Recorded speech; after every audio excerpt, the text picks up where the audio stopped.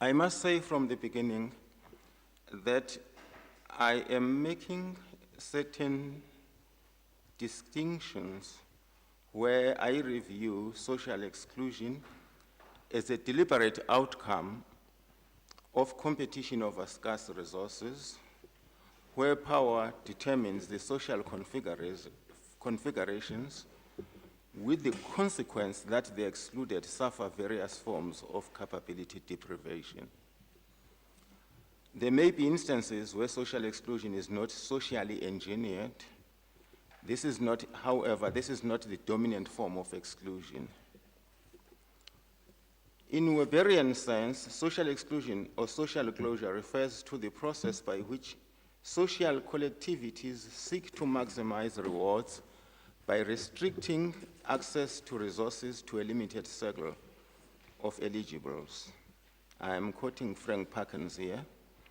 In socio-political terms, this implies that the excluded have no access to, quote, certain basic standard of living and to participation in the major social and occupational opportunities of society.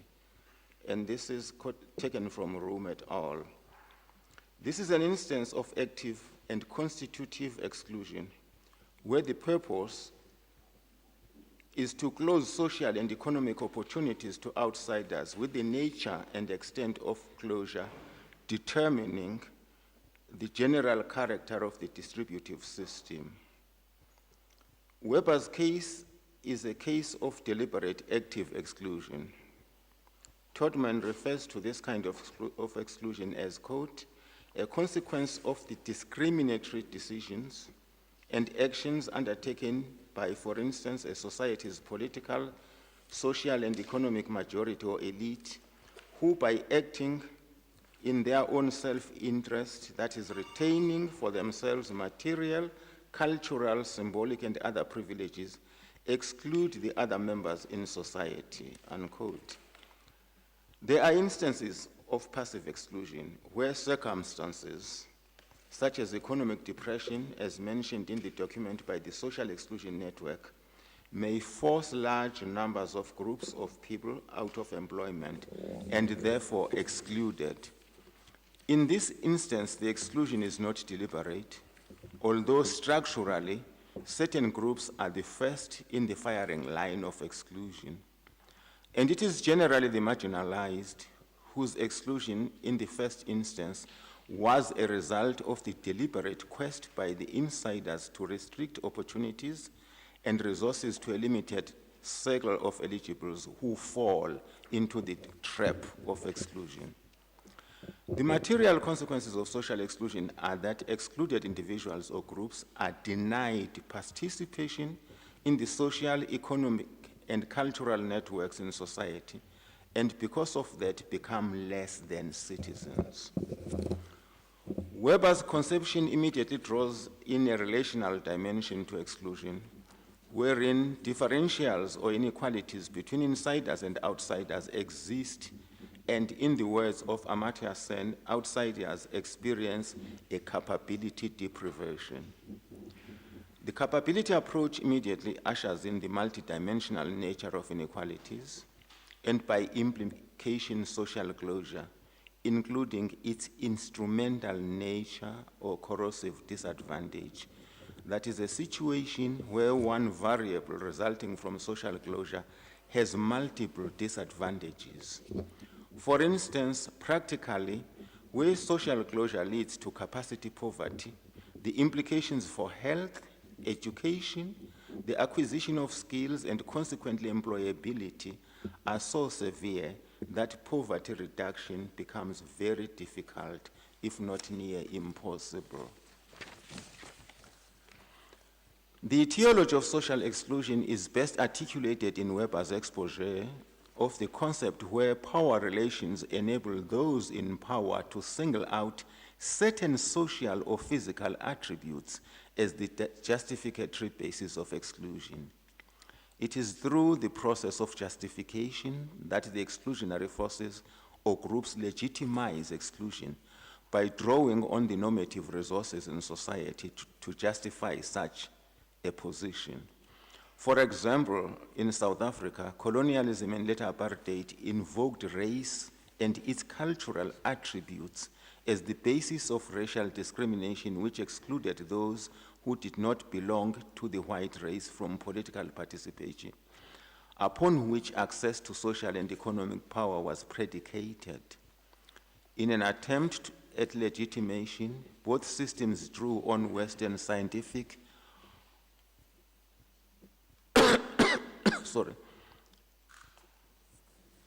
and technological advantage to justify white supremacy. Inherent in social exclusion are two negative outcomes: the creation of inequalities and the capability deprivation, both of which have political and moral outcomes, with great potential politically and for social instability, and ultimately upheaval and morally for capability deprivation. Rationally, closure strategies, because of the relational dimension in the process, include, quote, not only those of an exclusionary kind, but also those adopted by the excluded themselves as a direct response to their status as outsiders, unquote. Perhaps it is in this respect or aspect which also merits great attention, as mechanics of inclusion are functionally dependent on the collective consciousness of the excluded. Perhaps one body that has concluded exhaustive work on social exclusion is the Social Exclusion Knowledge Network, albeit this has been almost entirely from a health perspective, which could have limited the conception to a specific emphasis, particularly on the relational experience with poverty as the central expression in a multiplicity of variables. For instance, Chambers emphasizes deprivation as central to the explanation of social exclusion.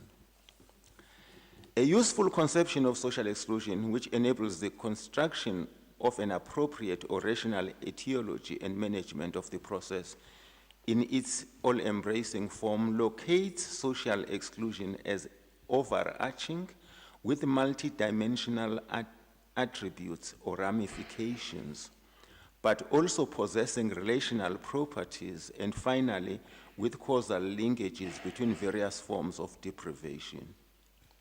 Omsite quoted Duffy as well as Walker as providing what amounts to almost the most succinct definition of social exclusion as the inability, quote here, the inability to participate effectively in economic, social, political, and cultural life, alienation and distance from the mainstream society, that is Duffy, and or the dynamic process of being shut out from any social, economic, political, and cultural systems which determine the social integration of a person in society.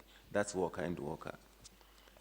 If social exclusion is a function of unequal social relationships characterized by different power relations, that is the product of the way societies are organized, the notion of agency is inherent in the definition. Also, there is consensus that social exclusion is not static, but rather a dynamic process. Dynamism and agency imply also the routes of escape by the excluded groups, pathways which gatherings like this can explore, since the purpose of this conference is not only to examine and analyze exclusionary processes, but rather also to investigate mechanisms of transforming the lot of the excluded and marginalized, that is, processes of bringing about social inclusion. Now, what are the causes of social exclusion? Silver in Omsite sums up the difficulty of apportioning causes to social exclusion, and most aptly noting that, quote, consensus on social exclusion as multidimensional does not mean agreement on which dimensions are operative. However, Omsite goes on to say that there are certain things that has to happen for social exclusion to manifest. One is the democratic and legal systems which foster civic integration have to break down. The labor market which fosters economic integration has also to break down. The social welfare system which aids social integration also breaks down. And the family and community systems which enables interpersonal integration also break down.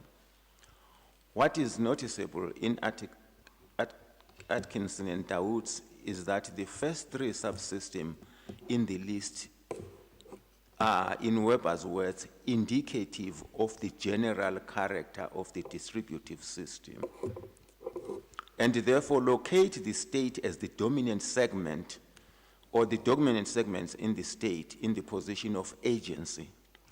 However, circumstances might lie beyond the control of an individual entity, including the state as indicated in the report of the European Commission of 2000 to 2001, which cites structural causes such as globalization, evolution in technology and industrial restructuring as causes of changes in the labor market that alter the relative balance between job security and flexibility, thus marginalizing the least adaptable groups.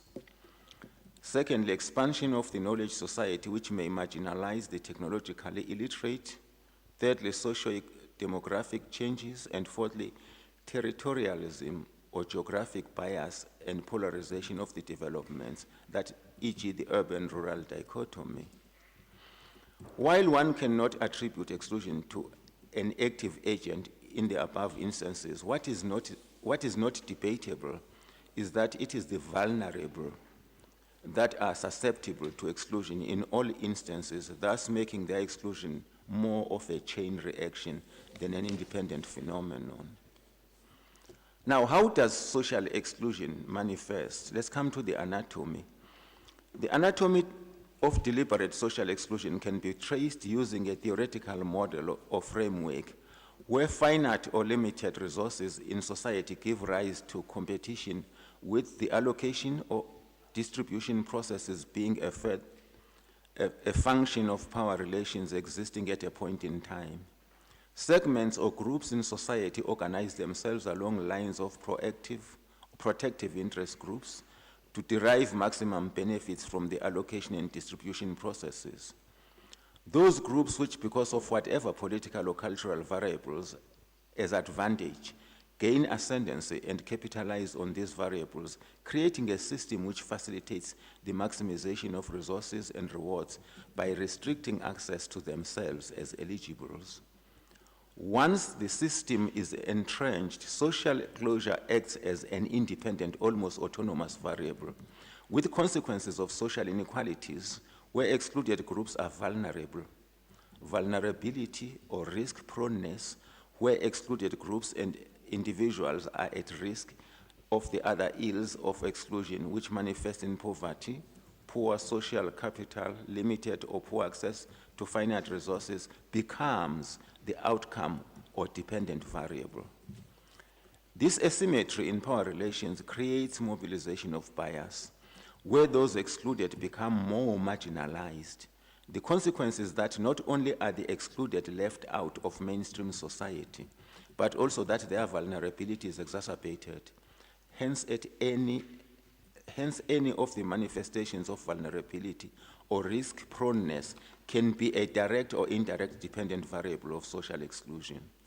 The dependent variables can and usually interact among themselves to generate further outcomes. For instance, limited or poor access to resources such as paid work, land, and other primary resource-producing attributes such as education and training may result in poverty, which in turn may generate vulnerability. The cycle becomes vicious, with the result that escape from the predicament becomes only possible where conditions that created social closure in the first instance are transformed.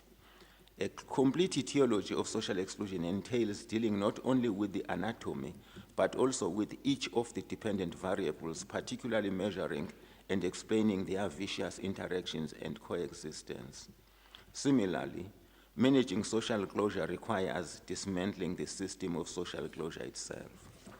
So behind social closure, the causes are generally agents, and also they could be systemic. But at the back of my conception is the work of an agency. Now, what are the experiences of social exclusion? It's a sense of powerlessness is one of them. And here I quote Gavenda, who went to a mining village to talk about the dispossession of miners by the coal company, and miners showed no interest simply because of the powerlessness that they had been placed into.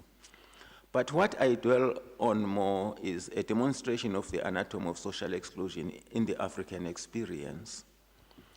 Probably in very few places in the world are inequalities and the resultant turmoil arising from social exclusion more glaring as is the case in sub-Saharan Africa. The anatomy of social exclusion is not difficult to explain in this region. First, the colonial system imposed an exclusionary system where colonizers comprised the insiders and the colonized indigenous people constituted the outsiders or the excluded, leading to resistant organizations organized by liberation movements. When liberation movements assumed power, the elite in the same movement gradually took over the mantle of insiders, and through an elaborate system of political nepotism and clientelage, created a new bourgeois class which preyed on the limited state resources.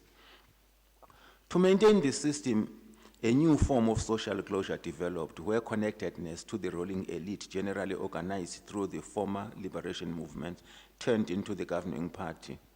In this instance, the elite, to use the words of Saraceno, quote, use social closure to restrict access of outsiders to valued resources such as jobs, good benefits, education, urban locations, valued patterns of consumption, unquote.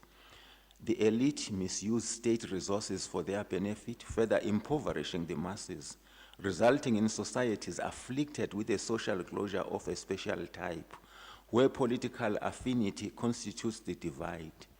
It is a well-documented fact that sub-Saharan Africa has become the basket case of the world, living off foreign aid while the elite splash in conspicuous consumption. The resulting divisions have constantly thrown African states into political turmoil, accompanied by extreme poverty and powerlessness. Social exclusion is not new in Africa. As early as the beginning of the 1960s, Frantz Fanon described what he termed the pitfalls of national consciousness. The pitfalls of national consciousness is a chapter in Fanon's book entitled The Wretched of the Earth. The chapter is a pessimistic warning of the possibility of a national revolutionary consciousness turning into an instrument of power for the post-independent elite to transform itself into a profiteering caste. In this instance, the national bourgeoisie decays into a sort of little greedy caste, avid and voracious, with a mind of a huckster, only too glad to accept the dividends that the former colonial power hands out, unquote, and accept the dividends has the African ruling elite done. One evidence among numerous others being Mobutu of the Congo, with millions of currency secretly shipped abroad, Robert Mugabe of Zimbabwe with his shopping sprees in South Asia while Zimbabwe is without food, and lately the African National Congress in South Africa with the sudden and widespread ownership of farms by cabinet ministers, members of provincial executive councils and other political notables in the midst of landlessness. The tragedy, were it not so conspicuous as a reflection of the ruling psyche, is that in Zimbabwe and in the Congo, citizens have been turned into political refugees in other countries. In South Africa, most of these farms lie unproductive in the face of landlessness. One glaring evidence is that of abandoned pigs lying dead or dying from hunger and thirst on the farm of the chairperson of the National Council of Provinces. That's the equivalent of the British Senate. The large incident was splashed on national television as recently as 2014, the 20th year of South Africa's democracy. Referring to the weaknesses of the post-revolutionary elite, Frantz Fanon posits, quote, "This traditional weakness, which is almost congenial to the national consciousness of underdeveloped countries, is not solely the result of the mutilation of the colonized people by the colonial regime. It is also the result of the intellectual laziness of the national middle class, or its spiritual penury, and the profoundly cosmopolitan mold that its mind is set in," unquote. Now, how is social exclusion organized?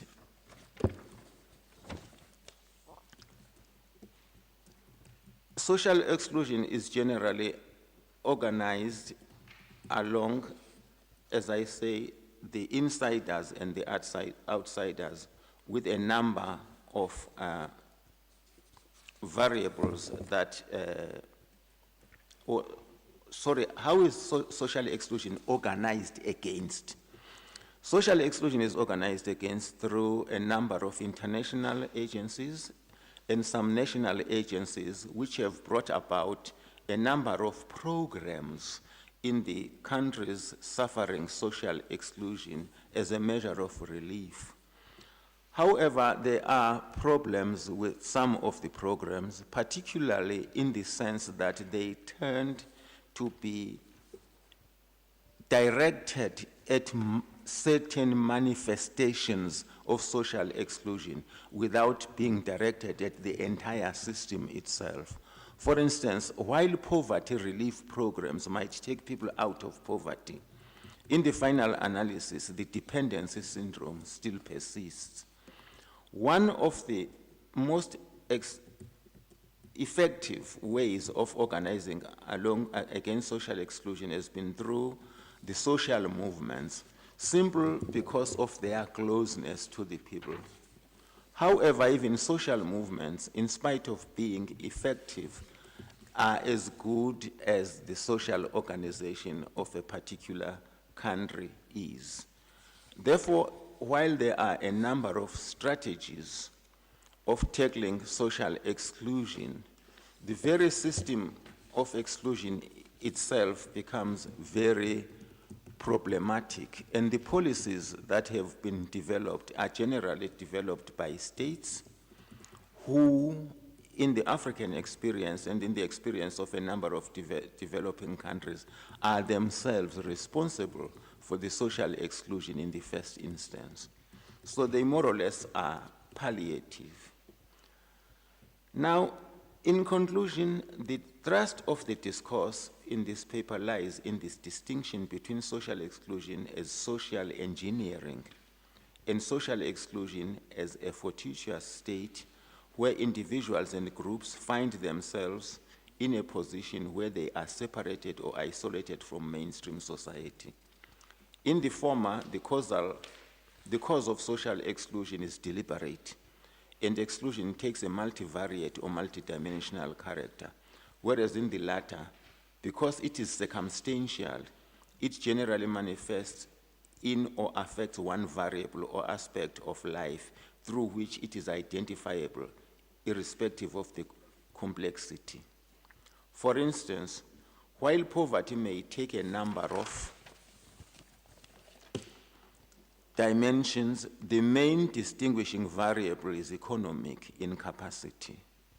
The tackling of social exclusion depends on the conception or definition, but this is crucial as the remedy is conceptually dependent.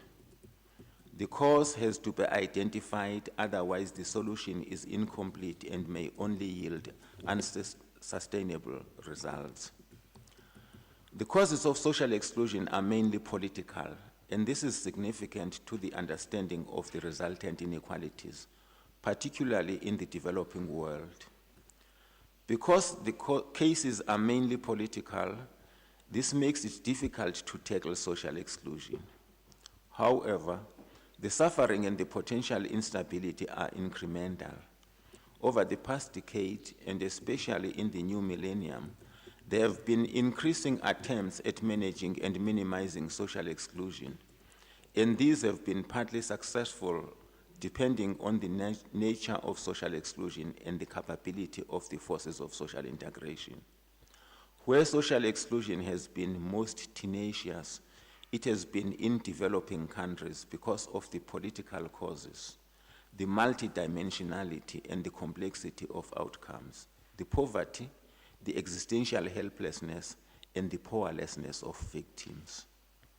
Finally, the sensitization of the international community to social exclusion, the awakening of the excluded themselves, and the organization of the forces against social exclusion, essentially the social movements and civil society organizations, points to a new direction in the fight against social exclusion.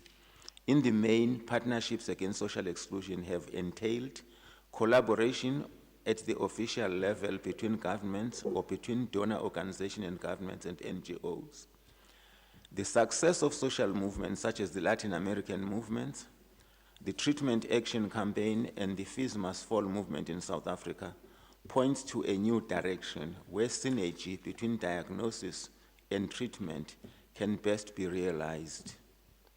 And it is this new energy that forces of change could harness to strengthen the new partnership against social exclusion. Thank you.